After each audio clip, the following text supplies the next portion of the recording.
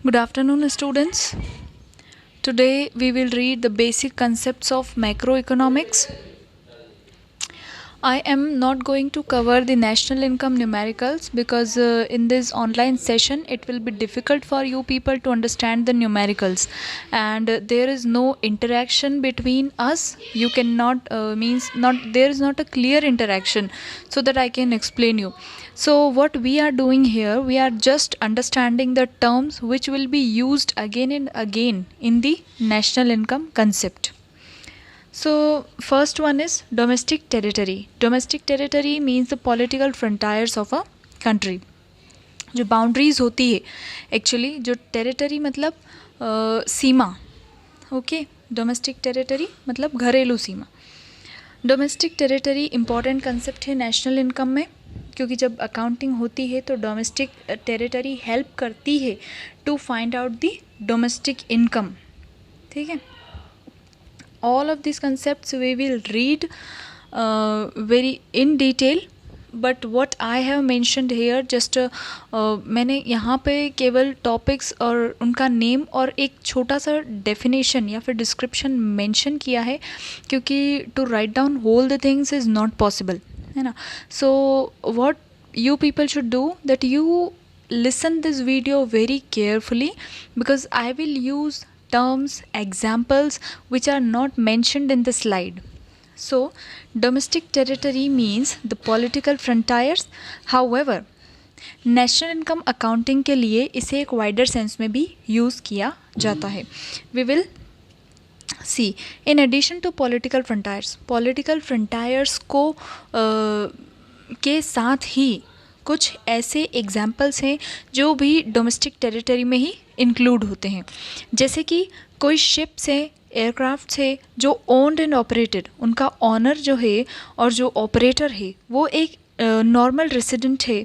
For suppose Indian aircraft जो है या फिर इंडियन शिप्स जो है, अगर वो इंडियन ओशियन या फिर किसी भी इंटरनेशनल टेरिटरी में ट्रैवल करती है तो वो भी डोमेस्टिक टेरिटरी की कैटेगरी के अंदर ही आएगी. Ships and aircrafts owned and operated by normal residents between 2 or more countries, वो क्या होगी, are part of domestic territory of India. For suppose we are taking as any owner as a Indian, और अगर वो किसी international market में run करता है तो भी वो it will come under the domestic territory. Okay, and one more example. For suppose planes operated by Singapore airways between India and Japan, तो वो भी क्या होंगे, are part of domestic territory of Singapore, क्योंकि वो ऑफिशियली बिलोंग कहाँ से करते हैं, सिंगापुर से. नेक्स्ट जो है that is fishing vessels, oil and natural gas rigs and floating platforms which are again operated by the residents of a country in the international waters where they have exclusive rights of operation. ठीक है. अगर fishing vessels है, oil है, natural gas, क्योंकि business जो होता है ये बाउंड्रीज़ का ध्यान नहीं रखेगा, क्योंकि आप ग्लोबल बिज़नेस भी करते हैं, कभी जो लोकल बिज़नेस है आप उसको एक्सपांड करते करते ग्लोबल तक ले जाते हैं, बट आप एक्चुअली जहाँ से बिलोंग करते हैं, for suppose you are an Indian and operating in the international market, you still come under the domestic territory. और if there is any American, okay, for suppose fishing boats operated by any American fishermen in international waters of Indian Ocean, then that will be considered a part of domestic territory of America only. Next is embassies, consulates basically office used by the officers. Okay, office or building. So embassies, consulates and military establishments of a country located abroad. For example, Indian embassy in Russia is a part of domestic territory of India only. Okay. Next is domestic territory include नहीं करेगी किन चीज़ों को, उनके examples हैं embassies, consulates and military establishments of a foreign country. For suppose कोई भी Japanese embassy अगर इंडिया में है तो वो इंडियन डोमेस्टिक टेरिटरी का पार्ट नहीं होंगी, क्योंकि वो एक्चुअली बिलोंग कहाँ से करती है, जापान से करती है. इंटरनेशनल ऑर्गेनाइजेशंस जैसे यूएनओ है, WHO, I hope you all are familiar with these organizations, etc., located within the geographical boundaries of a country. तो ये भी किसी भी डोमेस्टिक टेरिटरी के अंडर में नहीं आएंगे, क्योंकि ये इंटरनेशनल लेवल पे ऑपरेट करते हैं, और जहाँ इनका हेड ऑफिस है वहीं इनका डोमेस्टिक टेरिटरी इंक्लूड होगा। The next term is normal resident. Okay, normal resident, it refers to an individual or an institution. It refers to an individual or institution who ordinarily resides in the country, जो country में रहता है तो वो normal resident होगा, and whose center of economic interest also lies in that country. ठीक है, तो first one is जो country में रहता है, that is resident, lives or located within the domestic territory, जो domestic territory के under में आता है। एंड नेक्स्ट है resident carries out basic economic activities, उसकी जो भी इकोनॉमिक एक्टिविटीज़ है जैसे कि अर्निंग्स, स्पेंडिंग्स एंड एक्यूमुलेशन जिस लोकेशन से हो रहा है, फॉर सपोज इंडिया में हो रहा है तो he will be normal resident of India. Okay, अब एक देयर इज़ वन टॉपिक नहीं है actually, it is a word you can say, ये कंसेप्ट है छोटा सा, सेंटर ऑफ इकोनॉमिक इंटरेस्ट। तो centre of economic interest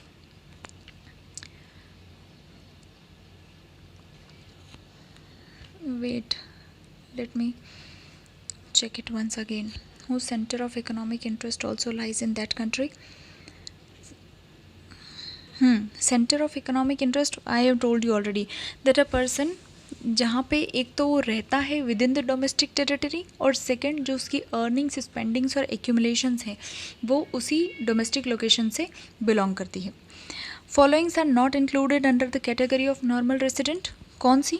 foreign tourist and visitors, जो केवल एक रिक्रिएशन या फिर हॉलीडे के लिए अगर इंडिया में आएंगे तो they will not come under the normal residents of India.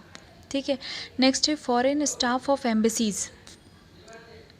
Foreign staff of embassies, officials, diplomats and members of armed forces of a foreign country located in the given country. तो ये लोग भी normal resident नहीं कहलाएंगे, क्योंकि they move from place to place, क्योंकि उनका job ऐसा है तो वो नॉर्मल रेसिडेंट नहीं होंगे। नेक्स्ट है इंटरनेशनल ऑर्गेनाइजेशंस, अगेन ये इंटरनेशनल एरिया में वर्क करती है तो ये किसी भी कंट्री के नॉर्मल रेसिडेंट्स नहीं कहलाएंगे। ठीक है, next is employees of international organisations.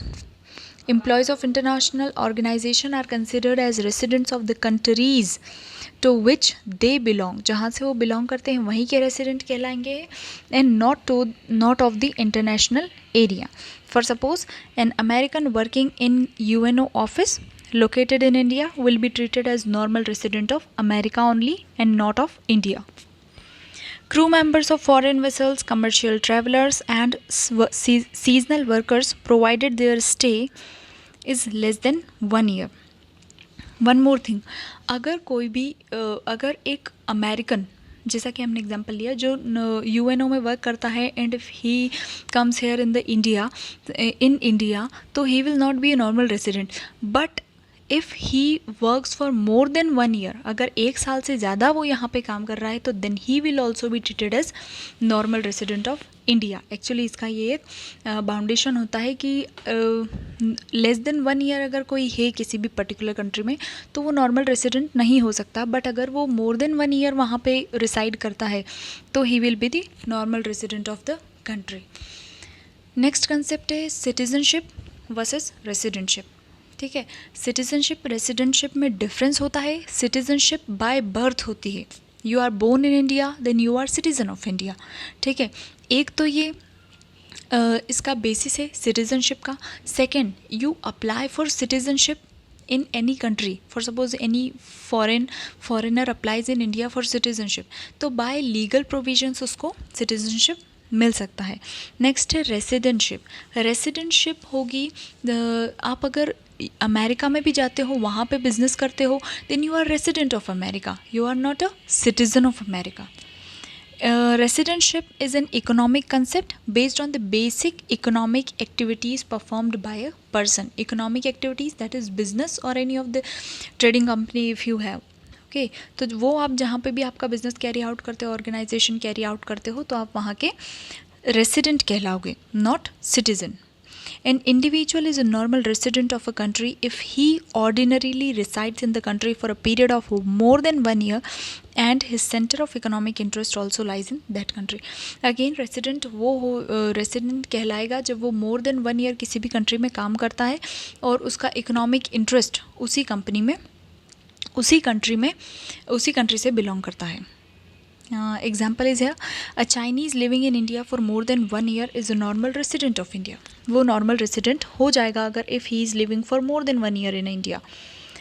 Then however he is not a citizen of India. वो यहाँ का national नहीं है क्योंकि he does not hold citizenship of India. It means एक person सिटीज़न हो सकता है केवल एक कंट्री का and at the same time वो दूसरी कंट्री का रेसिडेंट भी हो सकता है. आप इंडिया में हैं, इंडिया के आप सिटीज़न हैं, यू गो अब्रॉड, बिजनेस करते हो वहाँ पे फॉर मोर देन 1 ईयर, वहाँ के आप रेसिडेंट हो गए, ठीक है. तो you are holding citizenship of India along with residentship of the foreign country. I hope you understand it better, and if you don't understand, watch the video again. Actually, listen the video again carefully. Concept of domestic territory and normal resident. क्यों पढ़ रहे हैं हम? क्योंकि domestic product includes production activity of production. Sorry, the concept of domestic territory helps to estimate domestic product.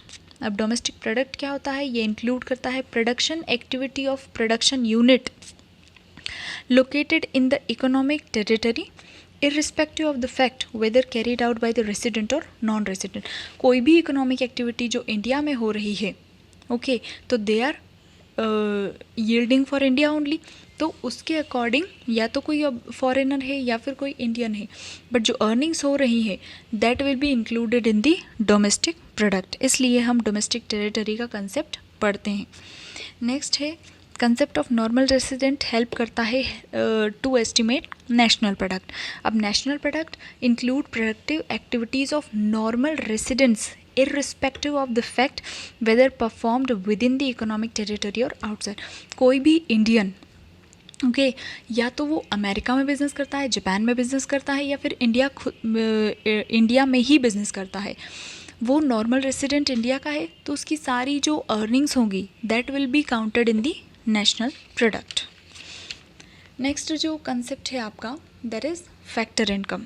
Factor income earned from the or received by the factors of production. Factors of production basically क्या है? Land, labor, capital and enterprise. So factor income refers to the income received by factors of production for rendering factor services in the production process. Okay, it is received for providing factor services. Okay, factor income of normal residents of a country is included in the national income. Factor income जो normal resident है country का, जो या तो बाहर भी हो सकता है या कंट्री में भी हो सकता है, वो नेशनल इनकम में इंक्लूड होगा. एग्जाम्पल्स क्या है factor income? Rent, wages, interest and profit. ठीक है. नेक्स्ट जो कंसेप्ट है आपका दैट इज़ ट्रांसफ़र इनकम, है ना. ये शायद सेशन आपको थोड़ा बोरिंग लग रहा हो क्योंकि there is no creative diagrams, neither there is any photos have been picked up, but this is very important session. Listen it very carefully क्योंकि ये सारी टर्म्स आपको नेशनल इनकम में आएंगी. You have to see the headings. आपको केवल इनके जो ट्रांसफ़र इनकम है उसके एग्जांपल्स, जैसे फैक्टर इनकम के example rent, wages, interest and profit, तो ये rent, wages, interest and profit directly आएंगे. अब आपको देखना है कि यार मुझे इसको नेशनल इनकम में ऐड करना है या नहीं करना है. ठीक है. ऐसा नहीं होगा कि फैक्टर इनकम है but only the examples will come. Next है transfer income. Transfer income refers to the income received without rendering any productive services in return. Actually return is wrong. Okay, return actually ये है ना WRITN वाला है.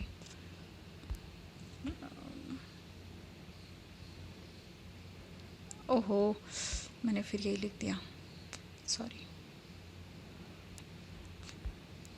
ये RETURN you are in वाला है, I am not able to write it properly. Return actually ये वाला है, अंडरस्टैंड इट. ये लिखने वाला लिख दिया है मैंने यहाँ पे, प्रिंटिंग मिस्टेक्स हो गई है. ओके तो क्या होती है ट्रांसफ़र इनकम? वो इनकम जो किसी भी प्रोडक्टिव सर्विस को रेंडर नहीं करने पर मिलती है. ठीक है, यहाँ पे आप कोई भी प्रोडक्टिव वर्क नहीं करते हैं तो वो क्या कहलाएंगी? आपकी ट्रांसफ़र इनकम.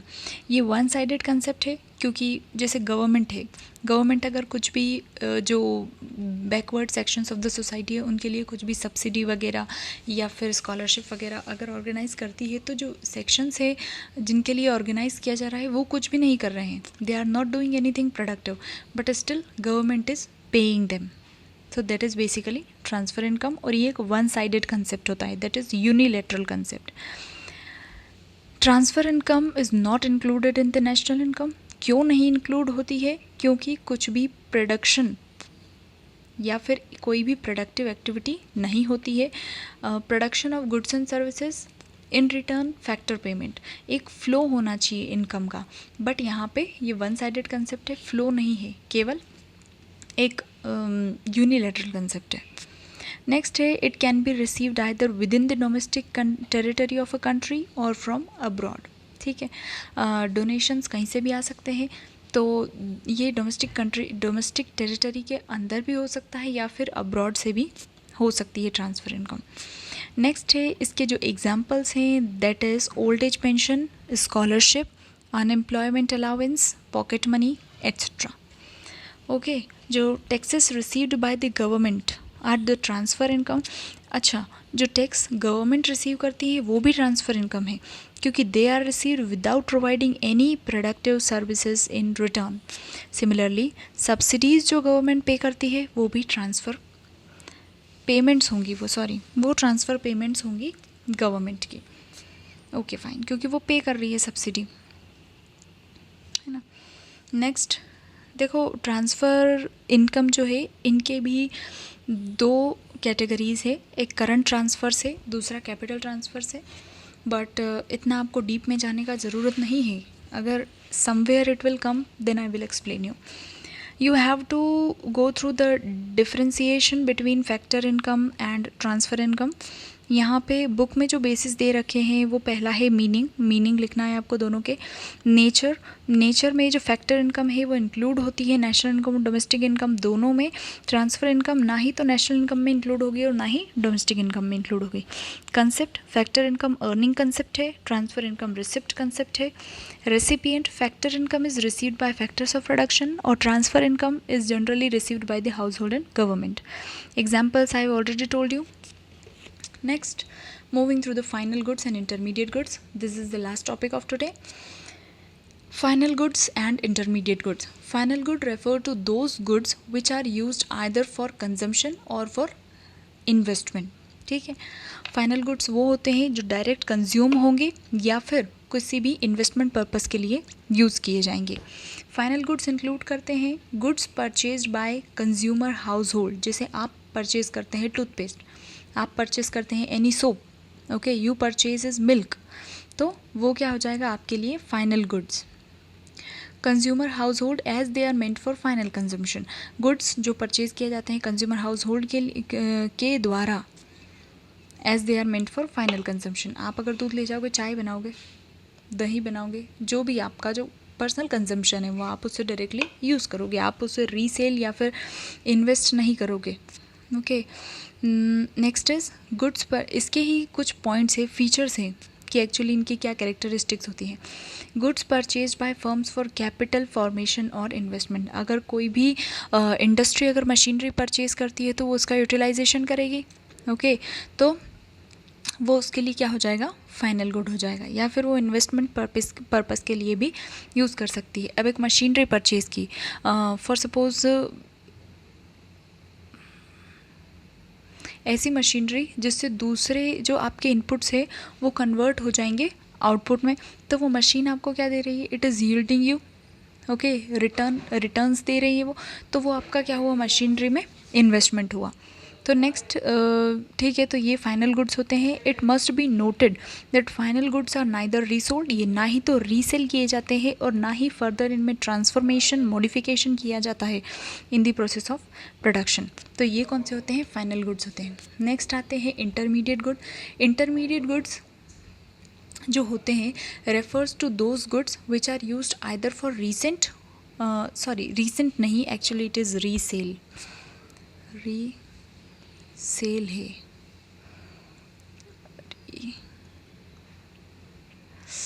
एक तो इसमें इतनी प्रॉब्लम आती है लिखने में. सेल है ये एक्चुअली, अंडरस्टैंड बाय योरसेल्फ. ठीक है, तो क्या कहा है कि goods which are used either for resale और for further production in the same year.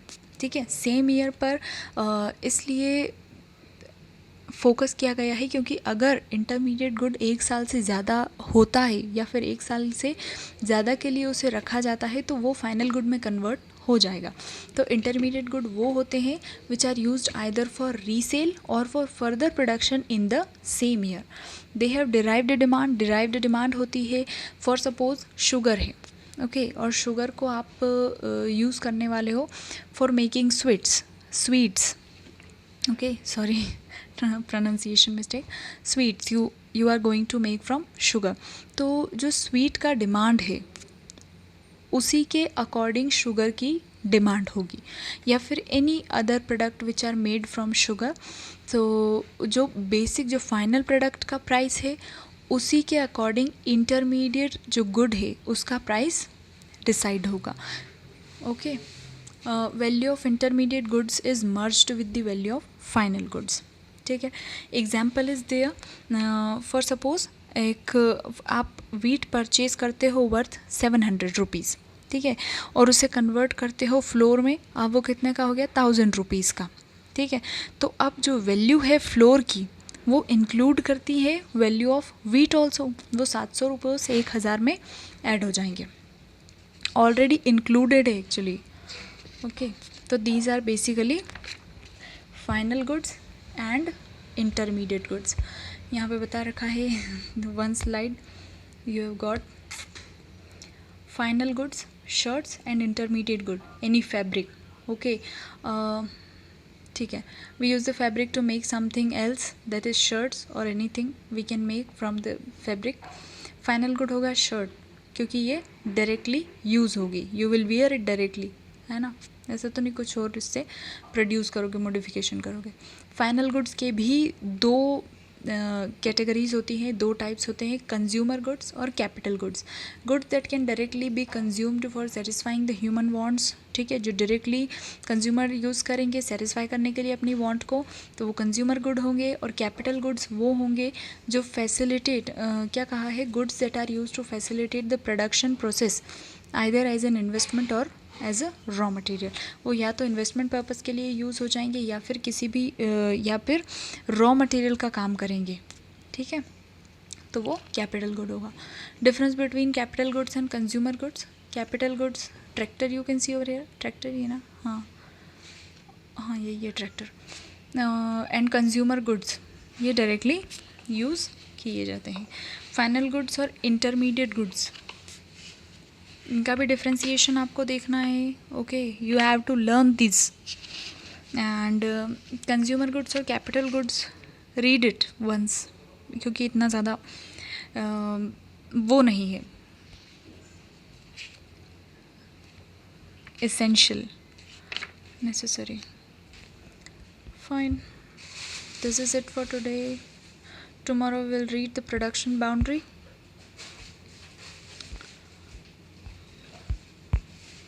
That's it for today. I hope you understand all the terms explained and read these terms because these terms are very important. The only reason I am not including the numericals is that you people will won't understand it. You will not understand these in online classes. Whenever we will meet physically in real, then I will explain you and I will ask all of you that whether you have read it properly or not.